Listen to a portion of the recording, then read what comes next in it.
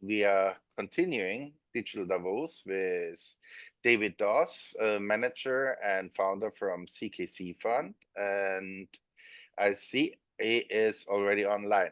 Dr. Niara, thank you very much. And so... Okay, goodbye. Goodbye. Yeah. Hello, David. Yeah. You have to log out. Thank you. Oh, hi, Doctor. Hi, David. How are you doing?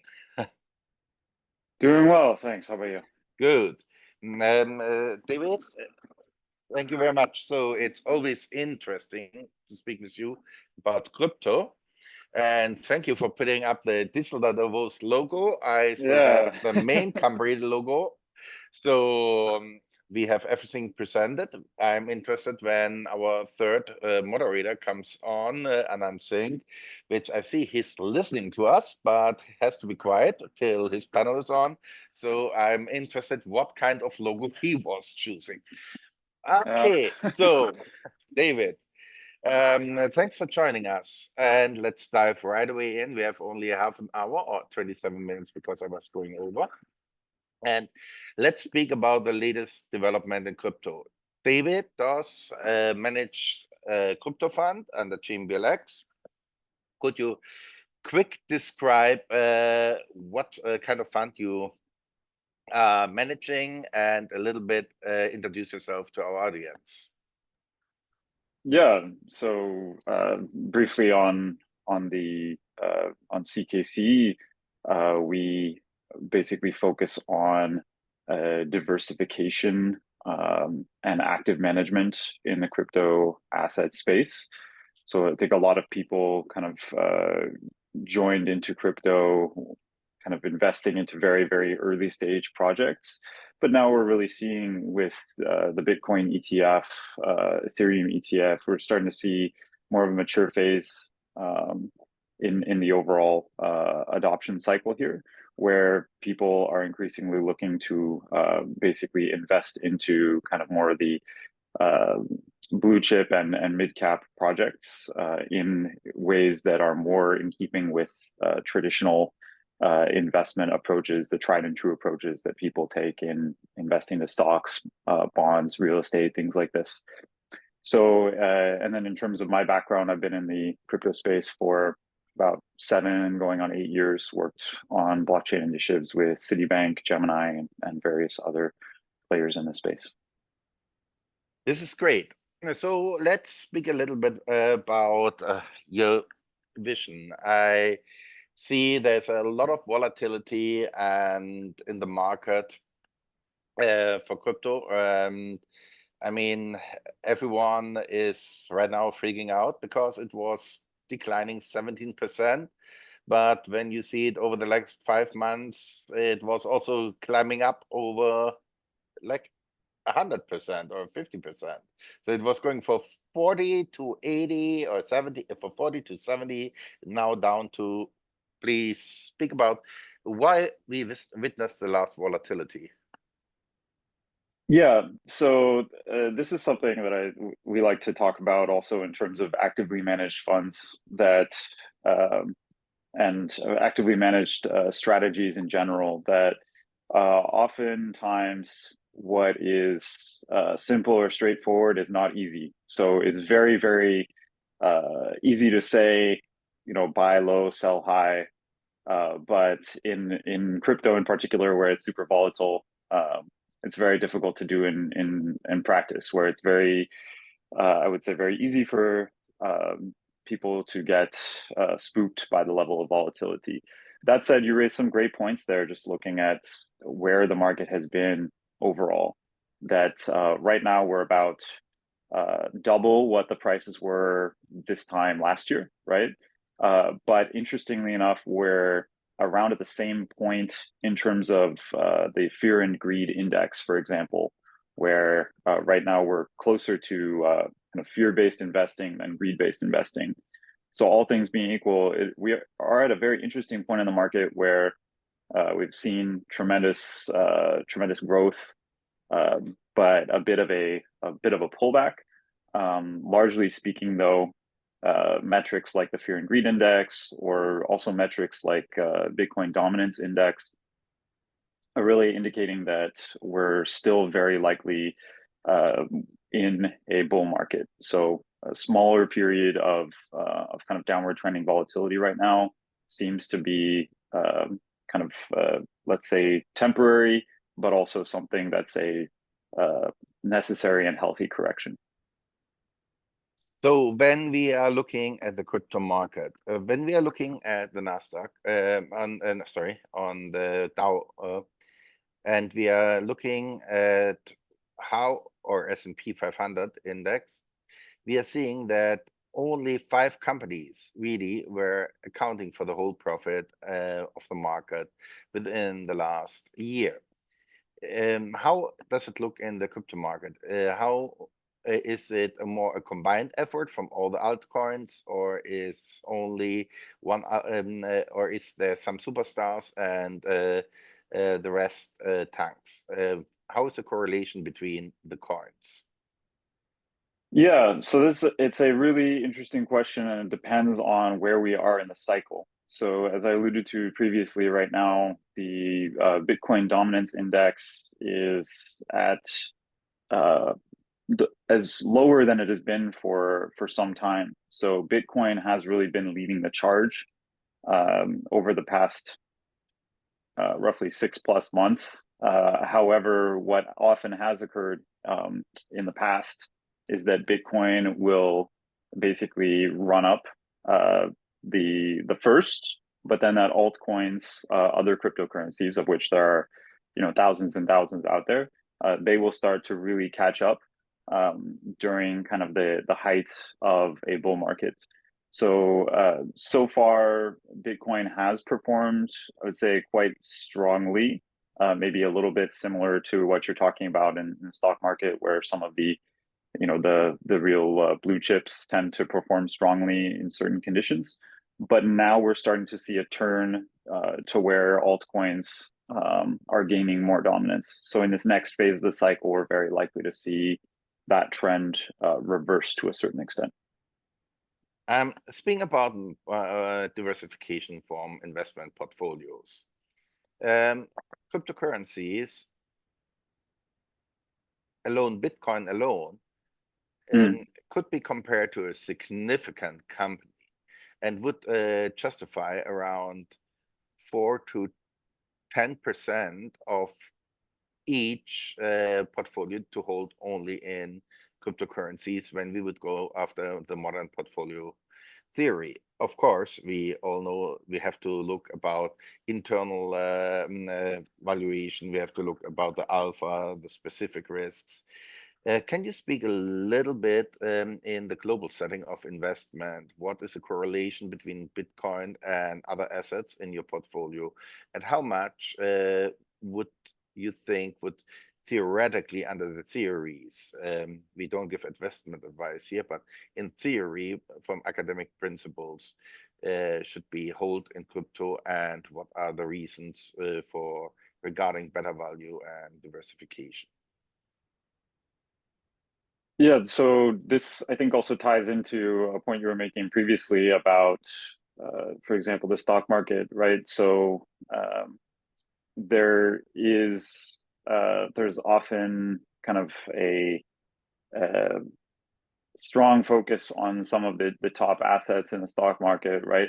But at the same time, most people will go after a diversified strategy where, let's say just because Microsoft, for example, is super strong market cap right now, doesn't mean that most people would put all of their eggs into that basket if they were investing into stocks. Somewhat similar approach here with crypto, where basically across the board there are over 25,000 different cryptocurrencies out there. So simply allocating into Bitcoin for most people is not going to make practical sense. To your other point about basically overall positioning in the crypto space, It's correct that, if we look at kind of across the board analysis from Forbes, ARK Invest, let's say Modern Portfolio Theory Framework, or surveys of high net worth individuals, family offices, we're generally seeing a tendency where people would prefer to allocate somewhere between 4 to 6% of a portfolio into the digital asset space, but also where there's strong value to basically having that position be in and of itself diversified across, let's say roughly 50 different positions that are well assessed, well researched, well chosen within the digital asset space. Now, certainly, as you're saying as well, those are general ranges. For some people, it could be closer to 1 or 2% allocation into the digital asset space. For others, it could be more in the 10 plus range. Really depends on an individual's or an institution's risk reward profile and preferences. But overall, what we're seeing is that allocation, a relatively small allocation into a space like this, which is very high reward, high upside, but also showing lower correlation to a lot of other assets out there, such as stocks, bonds, real estate. This can really drive a lot of lower correlated growth in an overall portfolio, where we would say essentially that there is strong potential for asymmetric upside. That small allocation could get very large, but also as a small allocation has minimal downside on the overall health of the portfolio across the board. Thank you. So when we are speaking about cryptocurrencies, it seems for us from finance at the beginning that you developed your own language. So we are speaking about mining, we are speaking about staking, we are speaking about a lot of technical terms, but at the end, it is not so much different from traditional investments. Could you highlight the parallels between traditional investment and the crypto investment? And could you also highlight, because when we invest in an asset, we always look at the fundamental value. Has crypto a fundamental value, or is it like on the dollar, just in God we trust?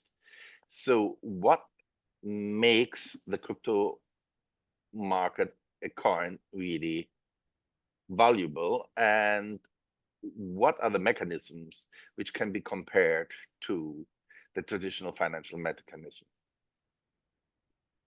Yeah, so I know a combined question. Let's start fundamental value as first. Yeah, so in terms of value overall, there are a couple of different considerations there. So one is basically value in relation to the larger picture of what's going on from a macro economic perspective in the world. So things to be considering, including the value of digital assets in an environment where there's inflation and hyperinflation, where there are political and economic uncertainties. This is one thing to consider. Beyond that, the other aspects to consider, what we look at as fund managers is essentially a combination of fundamental analysis and technical analysis. To your point, it is a little bit trickier in an emerging asset class because you have to essentially build out these frameworks as you're going, right? So there aren't any MBA programs that I know of that are going to teach how to conduct fundamental and technical analysis on cryptocurrencies. So in that regard, it's an ongoing build the airplane in the air type of approach. But other aspects to consider would be, let's see. So as you pointed out, that there are a lot of technical considerations, such as the quality and quantity of code that's being put out there by a blockchain framework. But then on the other hand, there are considerations, such as ratios of pricing, beta values, correlation to different assets, these sorts of things that are fairly achievable to analyze on an ongoing basis.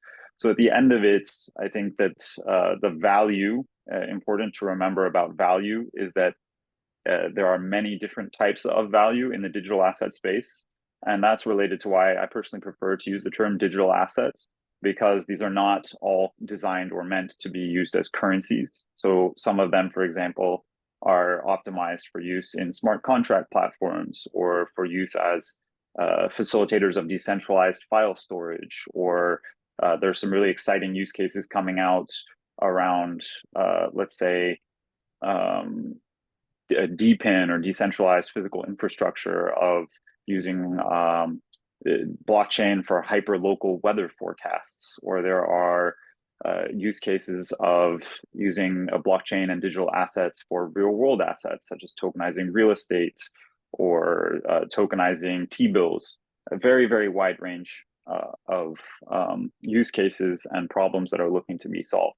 So in that regard, what we look to do as fund managers is to diversify, not just across, say, high cap, mid cap, and low cap, but to diversify across different utilities and use cases in the crypto sphere, and to also determine that we are basically building out a portfolio for our clients that is driving value in a way that Bitcoin cannot, and that has minimized correlation to Bitcoin, such that even when Bitcoin is under a stress cycle, in many cases, a more diversified and minimally correlated portfolio can be more resilient.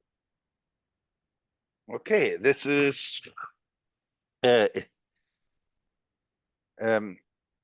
a lot of things to take in for a moment. Like I was pause for a moment of silence. It was a thousand of questions were exploding in my mind. I apologize for this. When we go to you as a fund manager, you are more on the conservative side of the fund management. So can you tell me what are your considerations about how often for a conservative fund assets has to be reallocated, and what are some trigger points when you have to reallocate assets? Yeah, so back to that point of what is often simple in theory, but difficult in practice. I think it can be, in a sense, one of the challenges with crypto is that because it is so liquid, it's very easy to make rush selling decisions, right? So I would say one of the things that we find has been very important is to be very disciplined about decision-making process around what to buy and what to sell.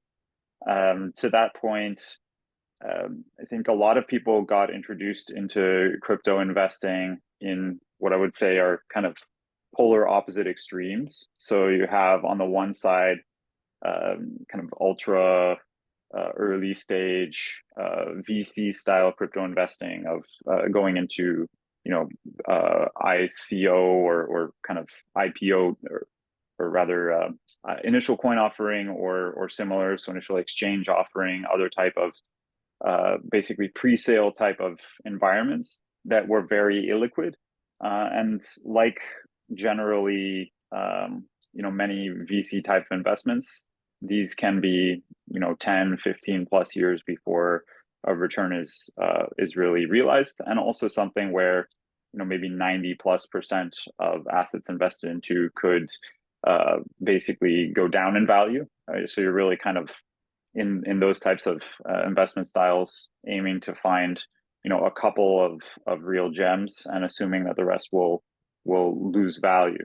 On the opposite end of the spectrum, others got into the space around kind of more these ultra liquid strategies, high frequency trading of, say, leveraged crypto futures or similar, where these can feel very exciting on a day in, day out basis, that day to day, week to week, they can return significant amounts, but then they also have ended up in total wipeout type of scenarios where you saw this within the last 1 or 2 years.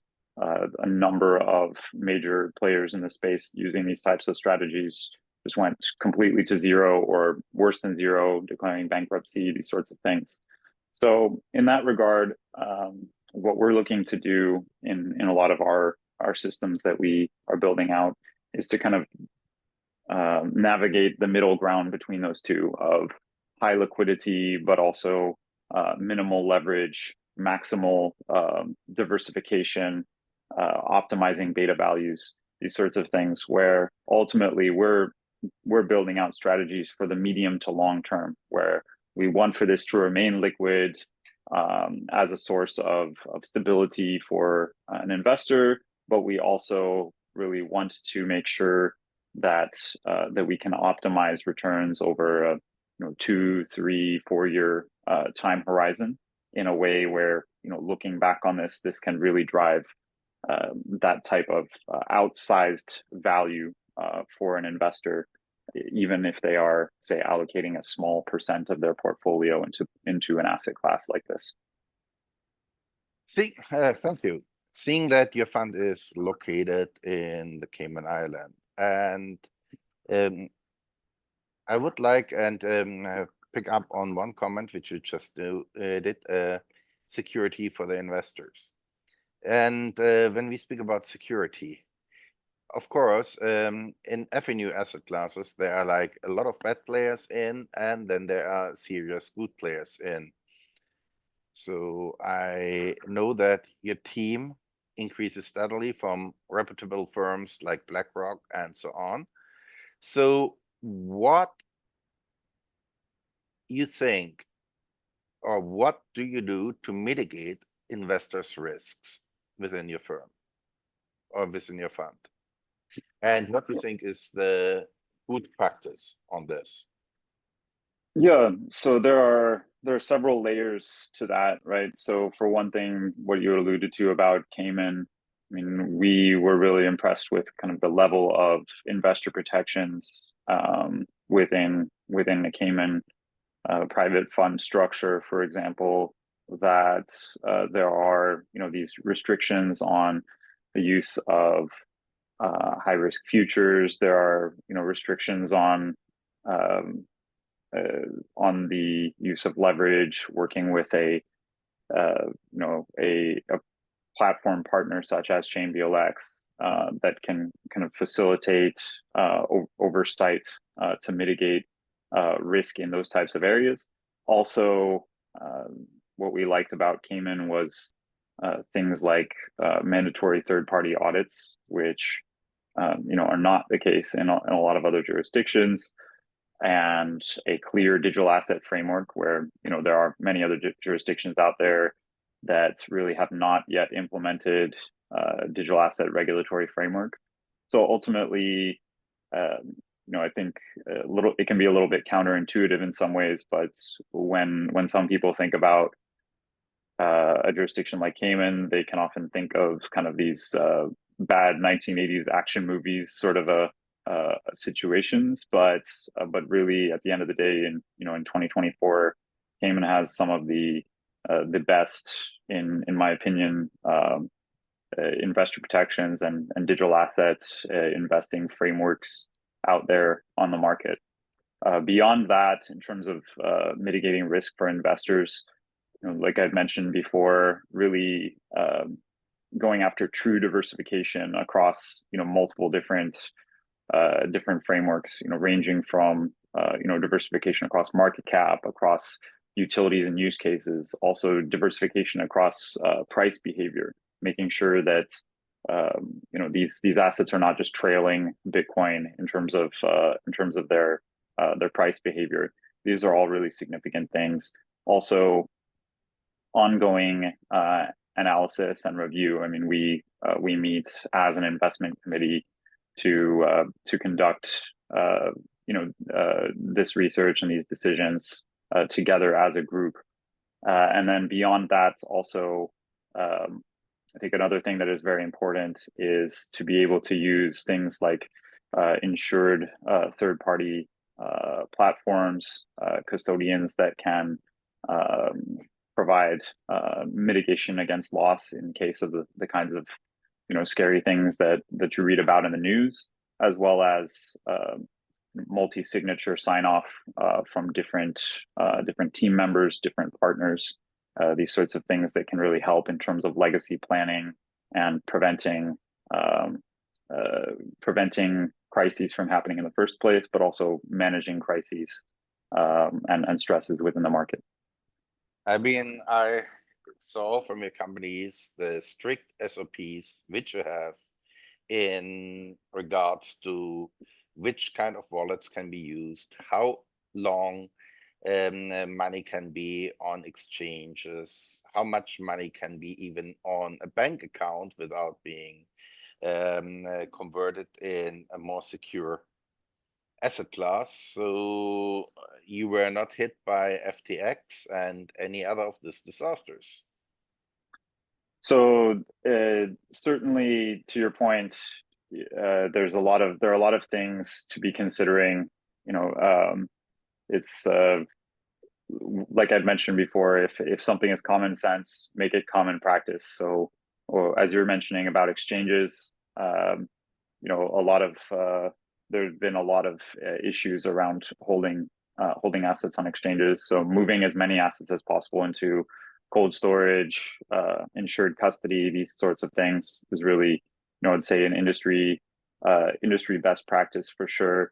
At the end of it, I heard a quote I liked about this, that essentially, crypto is a performance business, not a knowledge business. So there are a lot of things where you can know how something's supposed to work, but then you really have to do it, and you have to do it on a day in, day out sort of a basis, which is why we're here. It's there are many people who are exceptionally intelligent, but also very busy doing other things, and so we're here to be that resource for people on a day in and day out basis to do all of those different things that add up to risk mitigation, investor protection, and optimizing performance.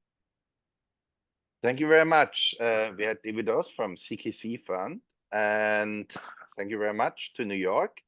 I overgive now to Los Angeles to Anand Singh with a panel, and I hope that Anand is online right now. Yes, here we have him. Yes, good morning, David. Excellent job. Thank you so much for giving us a wonderful view on